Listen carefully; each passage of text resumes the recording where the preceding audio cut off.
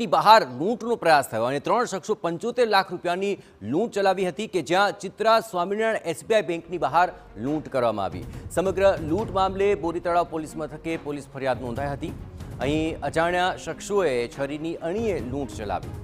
વેપારી બેંકમાંથી નીકળતાની સાથે જ આ લૂંટ ચલાવી હતી। પોલીસે સીસીટીવીના આધારે તપાસ હાથ ધરી છે અને આ સમગ્ર મામલે વધુ વિગતે વાત કરવા જોડાઈ રહ્યા છે ટીવીના સંવાદદાતા અજીત ગઢવી। અજીત, કઈ રીતે ઘટી આ ઘટના અને શું કાર્યવાહી? જયેશ, વાત કરવામાં આવે તો ગઈકાલે સાંજની બેંક સમય પૂરો થવાના સમયના આસપાસની આ ઘટના છે।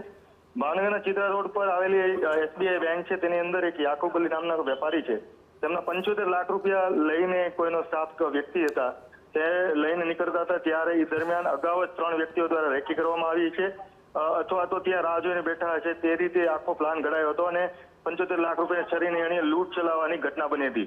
સમગ્ર ઘટનાને લઈને ભાવનગર એસપી સહિત પોલીસ કાફલો ઘટના સ્થળ પર પહોંચી ગયો હતો અને ત્યાં સીસીટીવી કેમેરા પણ મળી આવ્યા હતા, જેને લઈને તપાસ તાત્કાલિક ધોરણે હાથ ધરવામાં આવી હતી। જે આ ઘટનાની અંદર હાલમાં કોઈ આરોપી ઝડપાયા નથી અને આ જે ભાવનગરના બોરતળાવ પોલીસ મથક છે ત્યાં યાકુબ અલી નામના જે વેપારી છે તેમના દ્વારા રાત્રે ફરિયાદ પણ નોંધાવી ચૂકી છે અને ફરિયાદના આધારે પોલીસ તપાસ કરી રહી છે। લૂંટ થઈ છે તે વાત સાચી છે।